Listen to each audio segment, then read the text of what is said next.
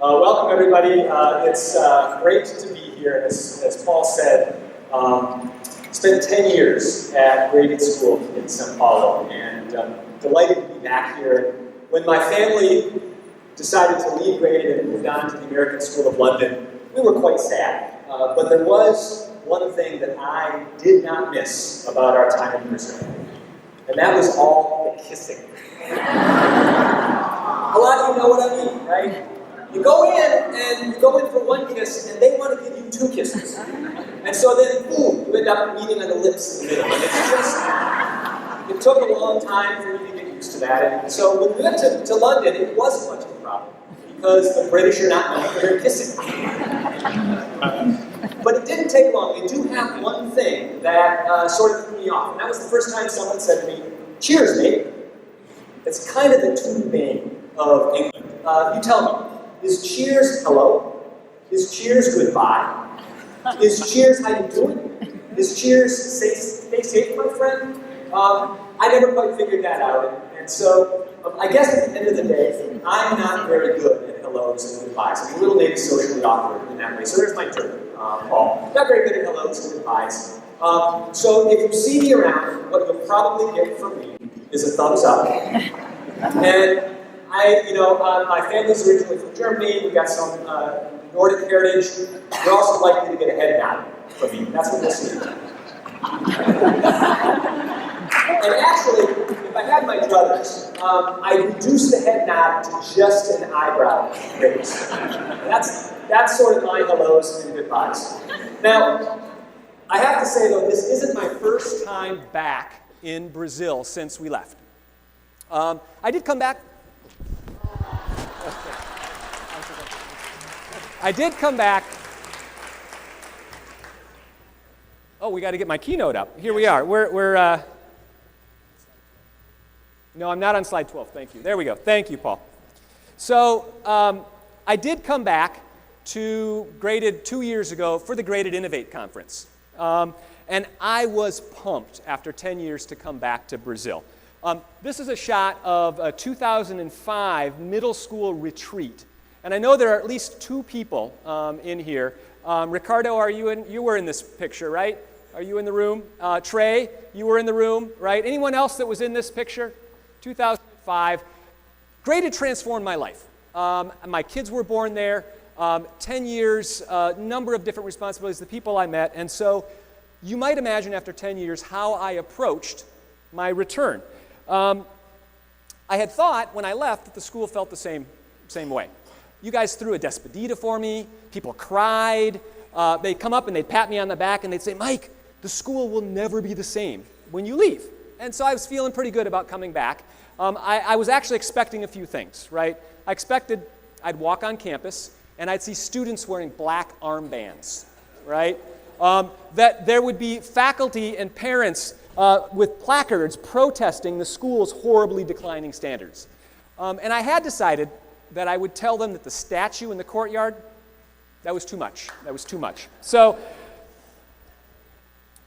that's not necessarily how it played out. So I entered the front gates, and I had to get a visitor badge when I came in after 10 years. I mean, I have a graded alumni card. That didn't count.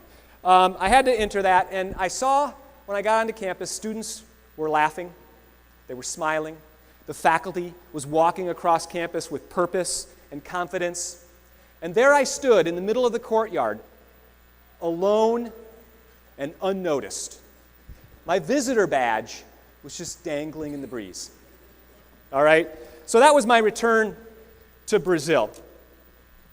Now, I thought things were looking up when Paul called and said, "Mike, we'd love to have you come back down and present at the AASSA conference." I mean, we hosted these conferences a number of times during my time at Graded. And so I'm like, "Oh, that's great. I'm feeling the love again." And then he said, "And Mike, you'll go after Craig Johnson." I mean, come on. This is a tough act to follow. So here I am, feeling the love and then having that pulled away. So there is one thing that you can all do for me this morning. I have to do an institute with this guy all day today, right? I'm sitting at breakfast and people are coming up, "Greg, that was an awesome keynote. Oh, high five." And they're like, "Wah!" So then I'm going, okay, I got to stand up on stage this morning. So Craig got a number of Twitter followers yesterday. So pull your phones out and follow me right now.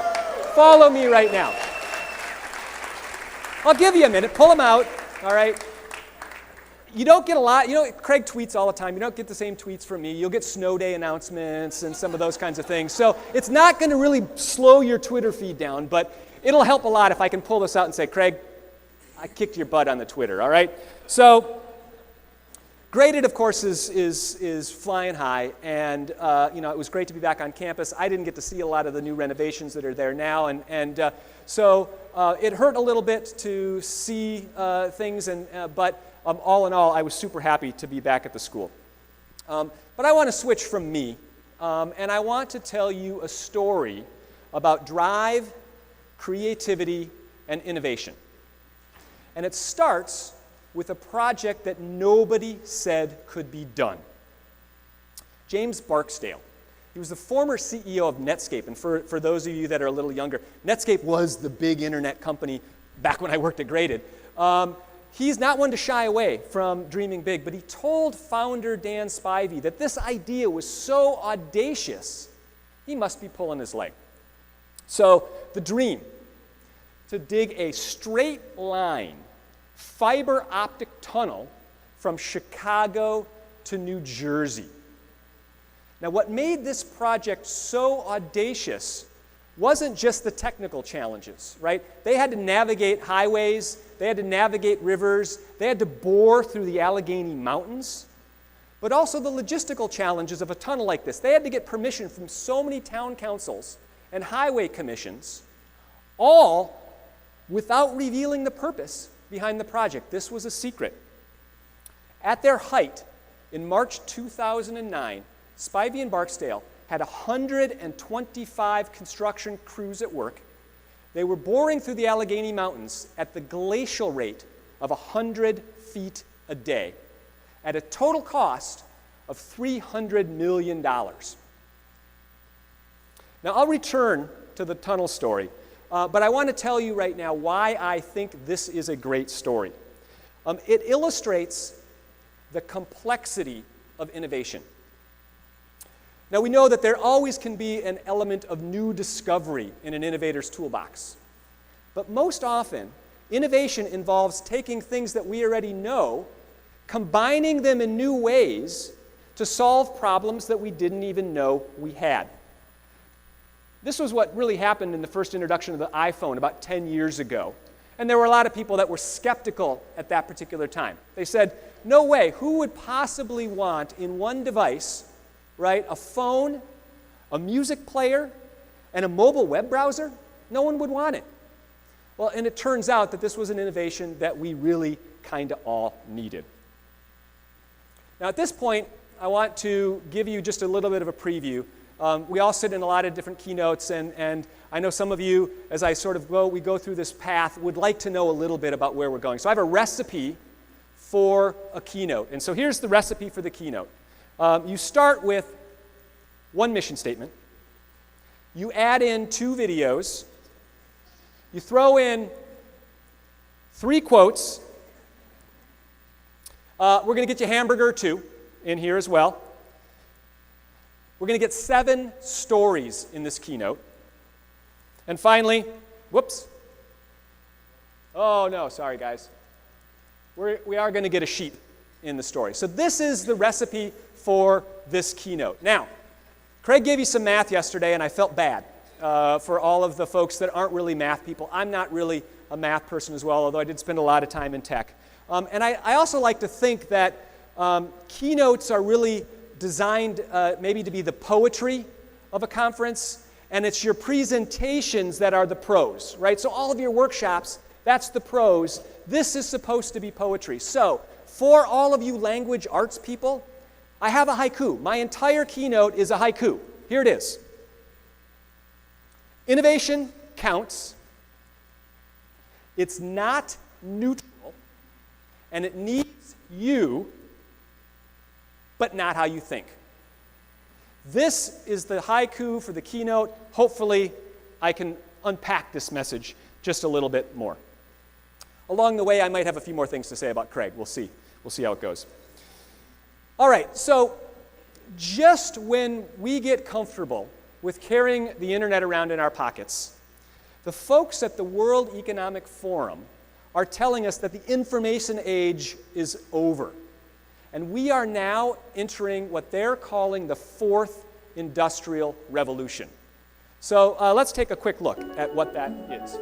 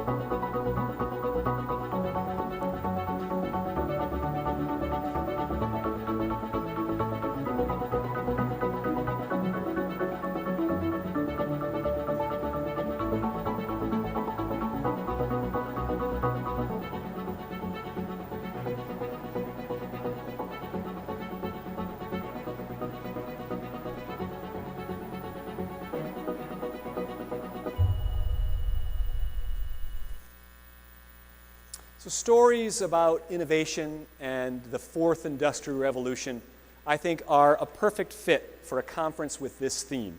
And like probably a lot of you who were working on the planning of this conference, I had some fun thinking about this notion of re.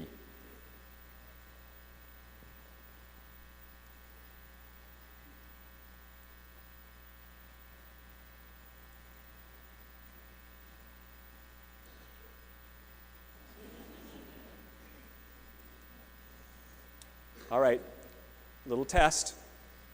There are some folks with English backgrounds in there, and ridiculous starts with an RI, not an RE. But there is another RE that I thought appropriate for today's theme, and that's the atomic symbol for the element rhenium.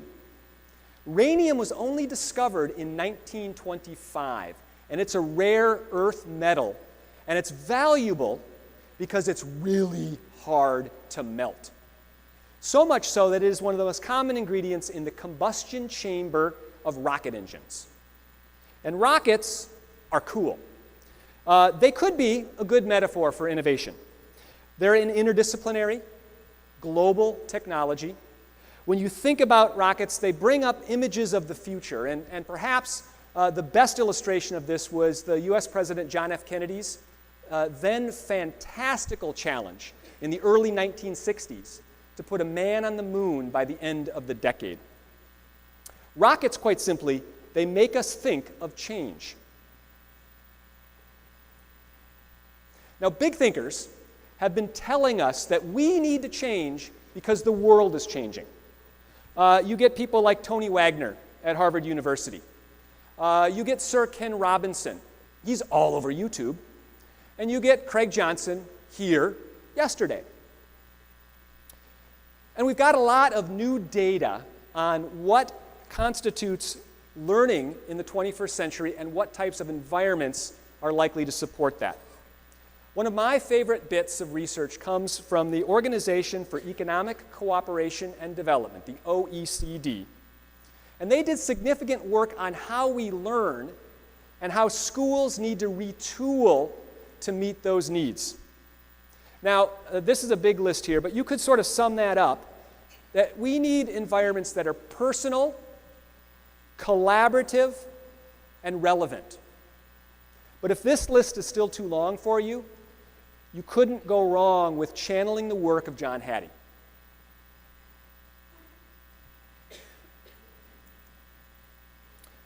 Now, I would like to take 5 more minutes to hear a little bit more from the World Economic Forum about the coming fourth industrial revolution.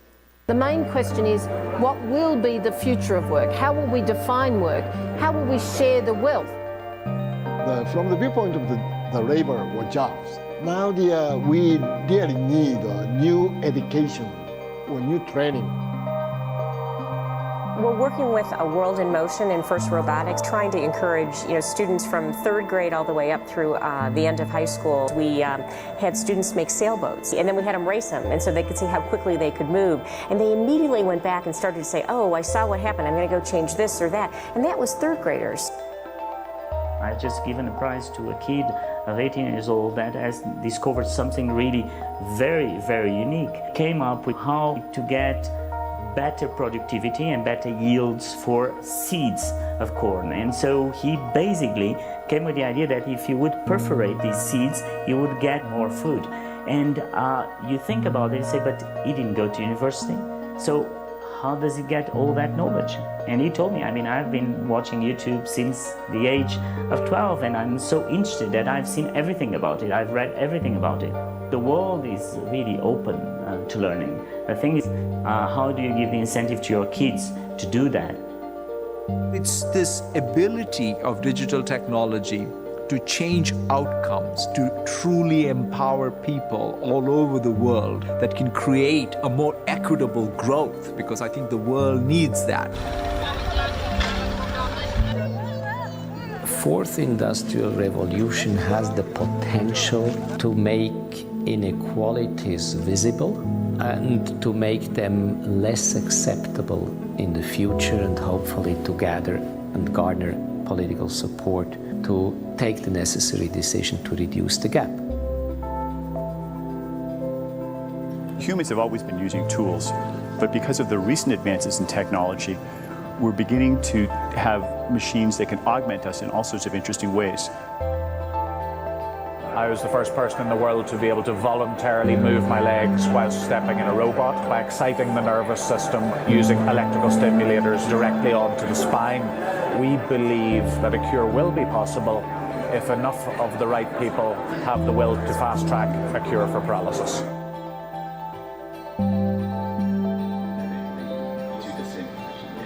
We take 2 things from the patient.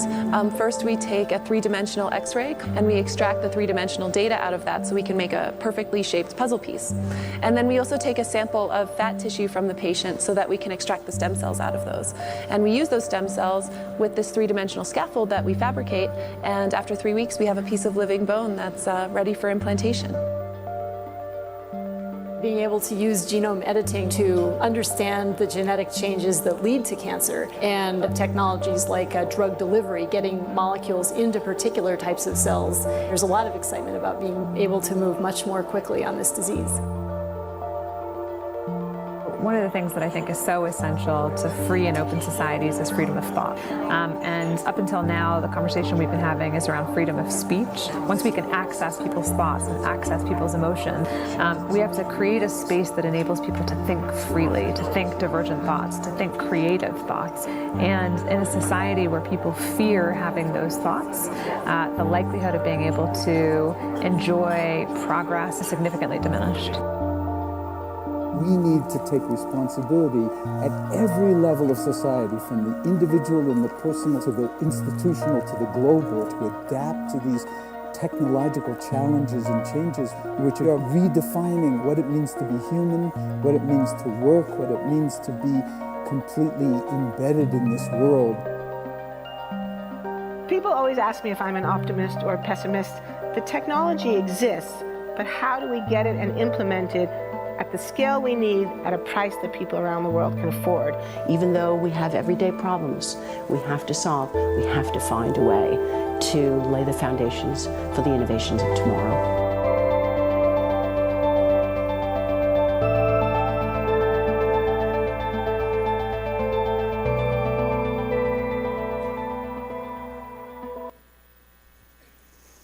Now, there's a lot to digest there. And I want to give you all a chance to do that with someone you're sitting next to. But I'd actually like to ask you to stand for the next minute here, minute and a half. Talk amongst your neighbor about some ways that you think this might impact us in schools, and get a little stretch in as well. So you're on the clock.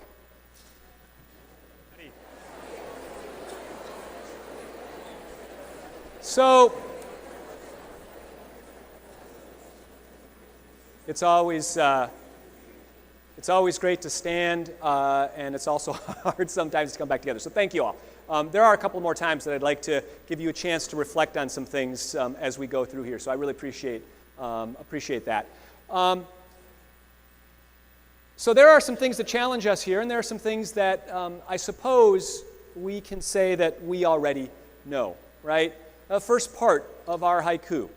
Innovation does count. Innovation does matter. And we learned yesterday from Craig that our schools are not necessarily structurally set up to handle some of these challenges.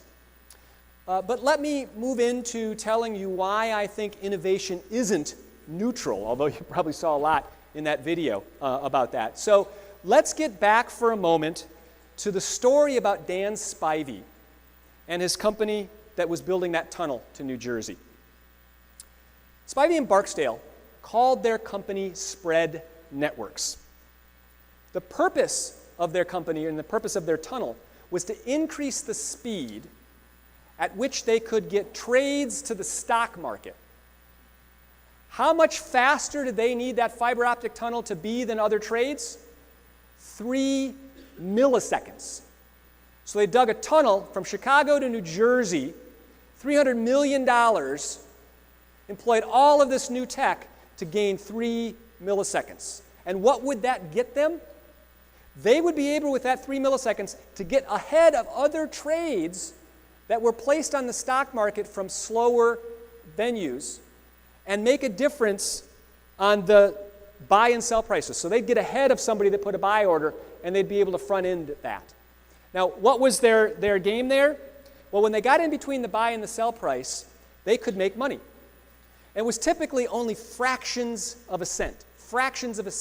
But the volume of trades on the stock market is such that Spivey and Barksdale stood to make billions from this investment. Now, in fact, when they went to sell time to other investment banks on this network, they were able to take their $300 million investment and instantly turn it into $2.8 billion in licensing fees. Now, I do understand that stories about how the stock market works and high-speed trading, that's a lot to handle this early in the morning. And so when I learned about this story, I got a little upset about this and about the way that innovation was being used. And I was ready to sort of call these guys out on what they were up to. But it wasn't until I reflected a little bit on my own behavior that I wasn't quite so able to hurl mud at these guys. And so I'd like to give you another story about my personal innovation inspiration that I think sheds light on what Spivey and Barksdale were up to. So when I was a teenager in the early 1980s, I got a video game console from my parents called Intellivision. And like Newton and his apple, my aha inspirational moment literally fell from the sky and hit me on the head. I was at our local Toys R Us store to exchange one of the games that my parents had given me.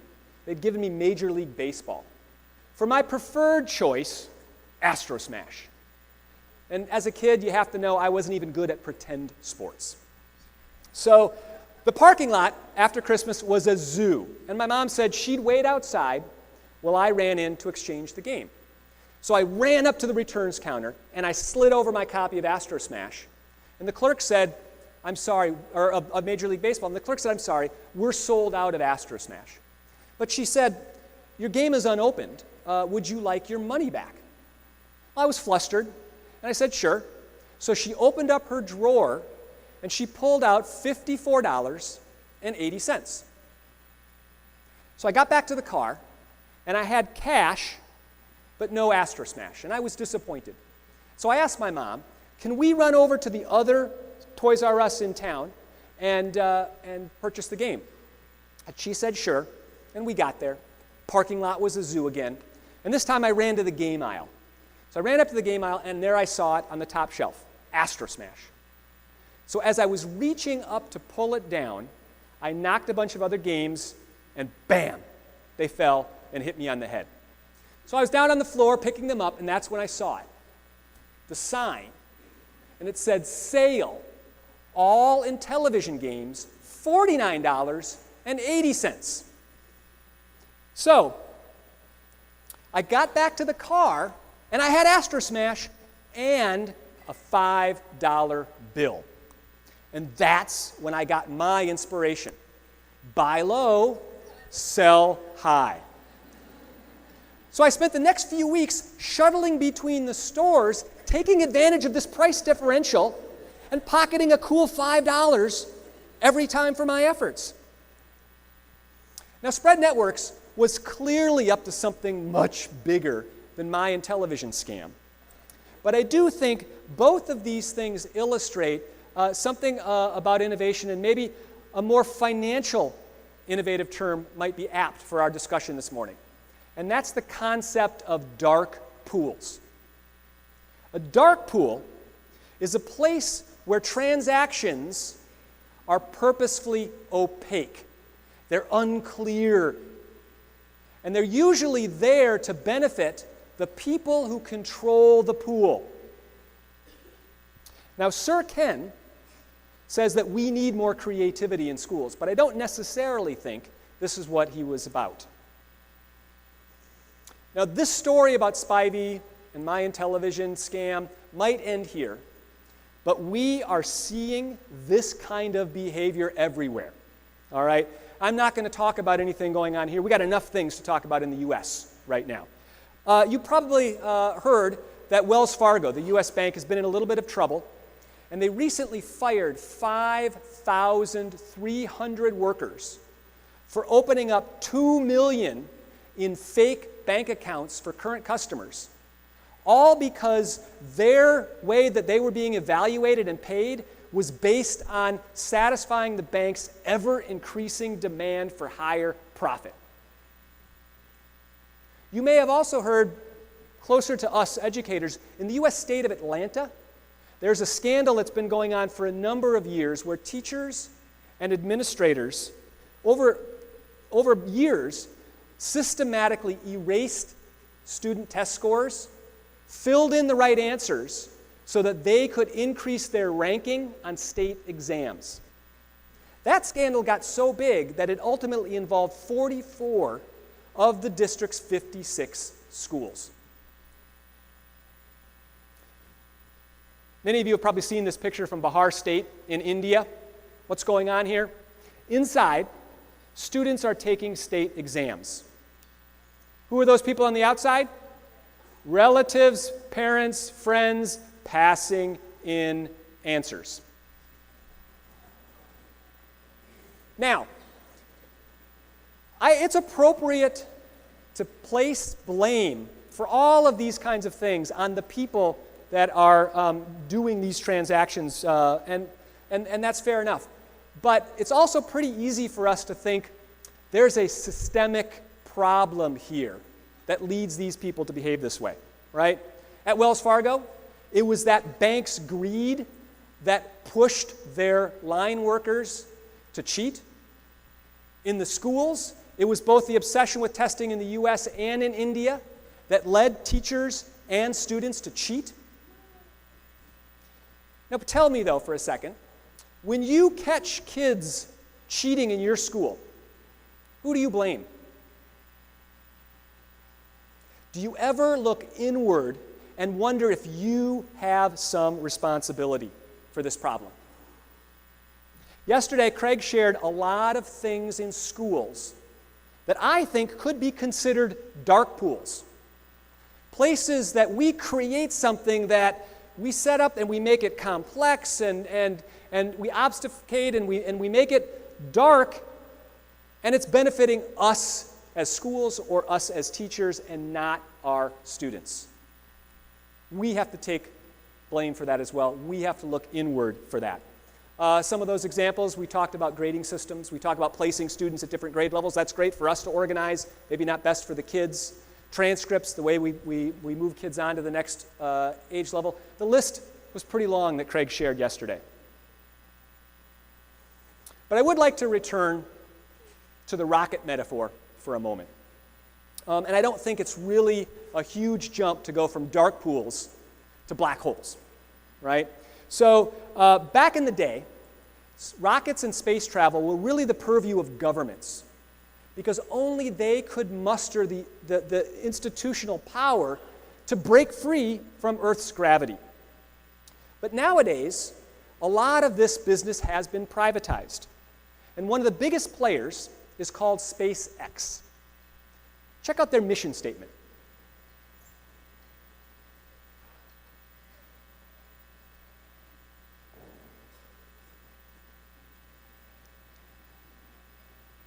They're dreaming big. Dreaming big. Now, SpaceX, some of you may know, was founded by Elon Musk. Elon Musk is a South African.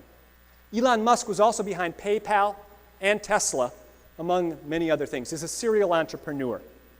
And I don't think that it was a coincidence that such an innovative entrepreneur was an immigrant to the United States. Last year, immigrants in the U.S. founded half of the startups that were worth $1 billion or more. Immigrants to the U.S. won 83% of the National Science Talent Search competition, sometimes called the Junior Nobel Prize. Those who live outside of their native culture get very used to being resourceful, navigating ambiguity, and seeing paths that might seem closed to others. This is what I've always loved about international education. All of us at our schools, no matter if you're a local or an expat, have to learn to navigate cross-culturally. And I'd argue that international schools have the raw resources to lead the way in the educational revolution that we've been talking about this weekend. The bigger question is, who should be leading and doing this work? Now, earlier this year, I was at a conference, not unlike this one, with a colleague who may be in this room here, and he was worried that maybe he was having to push a little too hard at his school to drive innovation. And he was wondering, if I'm not pushing, will my school continue to innovate, to change, to move forward? And if I don't do that, will we fall behind a lot of the other schools that are catching up and a lot of the new competition that's entering the market? So, we were in a session like this, and he leaned over and whispered, "Mike, who drives innovation at your school?" Now, you might know where I'm going with this, about who needs to drive innovation at your schools. But I do have a story that I think can illustrate why this is so. Recently, my school lost a beloved teacher, Carol Hamilton, to cancer. And she was a founding faculty member at my school, and one who was behind creating a now nationally ranked debate program. So when she passed, we had a lovely memorial service, and many, many, many people came up to share the impact that she had had on their lives. And one mother came up to share, and she talked about how difficult it was over their time in high school for her to get her son out of bed for church on Sunday mornings, and what a fight this was to get him to get out and dress up. And she said she regularly lost this battle. However, on Saturdays during debate season, her son would bound out of bed, rush down the stairs, presented himself smartly in his suit and tie, ready for the day ahead. And she watched this for over a year, and she finally said to him, Jason, why is it that I can't get you to dress up for church on Sunday morning, but you're always ready to go for debate tournaments? And he didn't skip a beat. He said, Mom, it's because Carol Hamilton is tougher than God.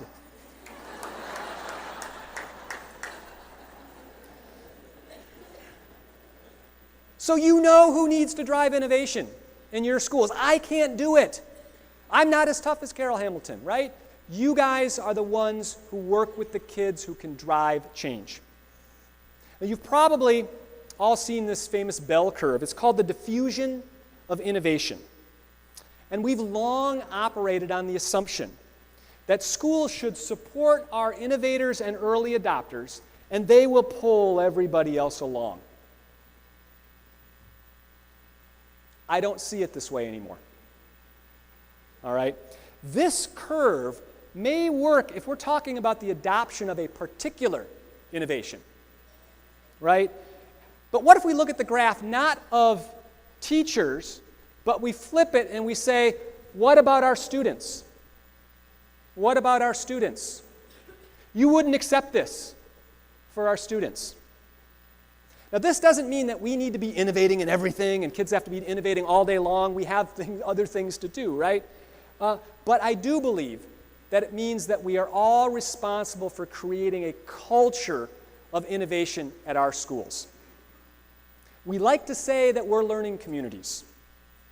But how often do we share the learning of our organization with our kids or our families? The energy that we need to escape Earth's gravity is huge. And we can't generate the necessary energy to change our schools if we rely only on the 2.5% of us that are so-called innovators at our schools. In the end, it isn't even about what we do. It's about students seeing their teachers take risks. It's about us as school leaders giving you the freedom to do that. And I'll be the first to say that this is hard for all of us because underlying forces, the dark pools in education, keep us from doing this work. So the hero of our tunnel story to New Jersey, which was told by Michael Lewis in his book Flash Boys, found out how hard it was to change the system. His name is Brad Katsuyama. Now, when he saw the inherent unfairness brought on by high-speed trading, he went about putting up a new network called the IEX that would put all trades on equal footing. Now, interestingly, when he went about looking for funding for this startup, he was always asked a question, Brad, why do you want to do this? And he answered, well, because it's good for my clients. It's fair for them. No money. It wasn't until he got wise to the culture that he was operating in, and a banker said, Brad, why do you want to do this? I want to get rich. There's his money. He got his startup money, right? That was the culture that they were operating in. This exchange opened last week, or this last year. We don't know yet if it's going to have a difference.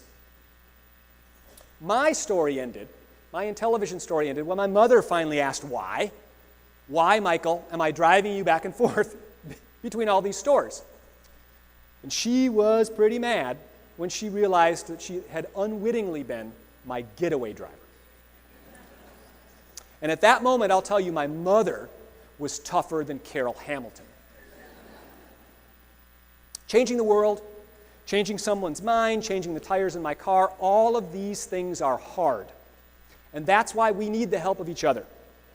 A culture that embraces change fights our natural desire to put as many things as possible on autopilot. One of my recent books that I read after the U.S. presidential election was by Robert Cialdini called Influence. And I was drawn to this book because Barack Obama and his team used this work when he first ran for president. And I was interested in why people are making the choices that they are. So Cialdini recalled an experiment that he did with his researchers that took place on a beach, which is great for this venue here. So the researchers set up a towel on the beach, and they made sure that their bystanders next to them saw them set up their towel, put down a radio.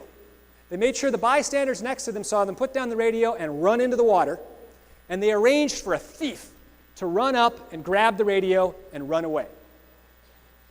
20 times they ran this experiment. Only one time did the bystanders stop the thief. Then they ran the same experiment again, but they made one change. They set down the radio, bystanders saw them there, they turned to the bystanders and they said, "Will you watch my things?" After they got an audible response, "Yes, we'll watch your things," they ran into the beach, the thief came up, and this time the thief was caught 16 out of the 20 times. I think this is why so many in education have become fascinated with the notion of design thinking. And this is one of the makerspace walls in this building here. We've become fascinated with the notion of design thinking. I think first because it focuses on empathy. And empathy for us in schools is really what we're all about, right? Paying attention to our users. But I also think we like the notion of design thinking because it has a bias towards action.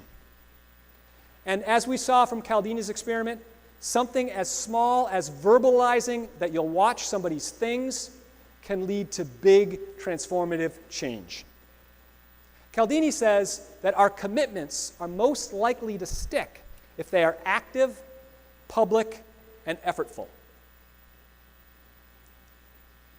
All right, we're going to skip this because I got Paul running my clock here. So one of the great things about my job is that I get out and talk with alums.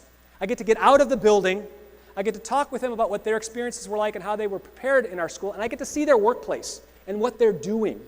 And recently, I was in Silicon Valley meeting with one of my more entrepreneurial alums. He had just sold his technology startup and had been asked to stay on as CEO and manage the firm's spectacular growth. Most of his job then was hiring and managing the company culture.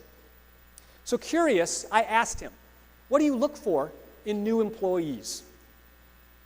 And without skipping a beat, he told me he just looks for 3 things: people who are smart, people who are nice, and people who get things done. Now, our schools, I think, we know what 1 and 2 are all about. We know what 1 and 2 are all about. But Trevor meant something different about number 3 than I think we might first imagine, right? He didn't mean that I need students or I need employees who can do what they're told, right? As William Dershowitz from Yale said, our schools are great at producing excellent sheep. Instead, what Trevor was about is that we need employees who can operate when things are ambiguous, who will ask their own questions and then find groups to collaborate on solutions. And he pivoted quickly to say how he'd learned those skills at Carey Academy through an entrepreneurial club that he did, designing websites for businesses. And in a way, he's never looked back. Let me give you another illustration. Last year, we had a visual design firm on our campus looking at sort of what makes our school unique.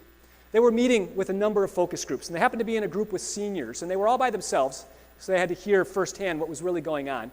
And after about an hour, I walked up to the group and I knocked on the door and I said, I need to take our guests to their next focus group. And what I walked in on was the seniors telling them about the pedagogical styles of their teachers, about their own learning styles, and about how they were going to use that information to select the right college on possible career paths. These kids were owning their own learning, and I couldn't have been prouder. Now, you might think at this point I'm arguing that all of our schools need to be little tech incubators, and nothing could be further from the truth. And I used to be a technology director. Our power as independent schools comes from the ways that we individually develop and carry out our missions. Your power as teachers is the way that you, and you alone, see and connect with your students. The fourth industrial revolution will give rise to new moral and ethical challenges. And as we've seen, innovation isn't neutral. And the complexity of some innovation can create, knowingly or unknowingly, dark pools that benefit us rather than the people that we're trying to serve. We also know that the research about learning is now putting an emphasis on relationships and relevance. So tech is a powerful enabler, but more than ever, our schools need outstanding teachers. The world needs you. So these are, we're gonna burn past this one, and I do want to get to my hamburger for you. So our kids come into our elementary schools, they're excited about learnings. Maybe our kids come into our middle school, they come into our upper school, and they've got this vision for what school is going to be like. They've got their set of expectations. We need to make sure that that isn't what they get when they come to our schools. And I'd actually argue that we shouldn't be looking to be mixed schools at all. The world is a thrillingly diverse place, and our schools should match that rich and vibrant tapestry. So we're going to return to SpaceX for a moment. We couldn't do worse than using SpaceX as a model. And I'm not thinking at this point about the students that you'd like to send to Mars. No, there's something more with SpaceX, right? They actually want to safely land their rockets and not have them explode over the ocean and sink, right?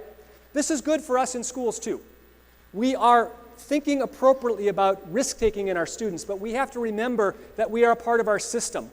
And if we take too much risks, we do too many things, we've got to pass them on to a place that maybe won't accept that B, right? Like SpaceX, we need to innovate, we need to work on change, and we need to engineer safe landings for our students. I think all of us in this room wish that we could be the person that inspired Elon Musk or one of those guys who founded Instagram. I would have loved to have been the Carol Hamilton to tune Brad Katsuyama's internal compass. But I'd also settle for our work to be able to prepare students to read their bank statements from Wells Fargo and not get cheated. That's a pretty good goal. So I'm asking us to recommit to our work as teachers and to doubling down on creating cultures in our schools that model this. Just last week, I was in New York City, walking down Broadway, and I ran into a former student from a school in Minnesota. She was a senior at Columbia, and after we caught up for a few minutes, she told me that she'd been accepted for a Fulbright scholarship in Cambridge, England. She said, Mike, my inspiration for international education was sparked by a one-semester exchange program that I had in Minnesota with the American School of Bombay. Who knew that the program that Craig and I hatched over a Skype call would lead to such an impact? And at that time, there were people who told Sophie that she should not travel abroad in her junior year from an AP school to an IB school. And we did have to work hard to engineer that safe landing, but we did. And isn't that why we do what we do? To change the trajectory of somebody's life, even if we don't have a map. So it's time to wrap things up so you can get a snack and refuel from the energy of your colleagues here. But I do need to go back to Graded Innovate because I left you with the impression that I was dismayed by my return to the school. And the change for me happened when I got to lunch. And I sat down with colleagues, former colleagues, and more people joined the table. And before long, we started swapping stories about students and projects and things that we had done together, and it all came flowing back. And while everybody at the table had moved on with their lives, I felt connected again. Before Carol Hamilton passed, while she was in hospice, she wrote to all of her former students with a one-sentence question. Are you making a difference? Are you making a difference? After having lunch with my colleagues from Graded, I can say yes. Maybe I didn't see it in the statue, right? Would have liked to have seen the statue. Didn't see it in the statue. But I heard it in the stories that we told. I saw it in the eyes of my former colleagues, and at that moment I felt it in my heart. We make waves even when we don't know where they may take us. So it's been a pleasure sharing things with you this morning. I can't say I want to give you all a hug and a kiss. Thumbs up is fine, but maybe there's another greeting that I can leave you with that better fits our venue here in North Carolina and my home in North Carolina and our venue here in Brazil. Thank you all. That was great. Thank you.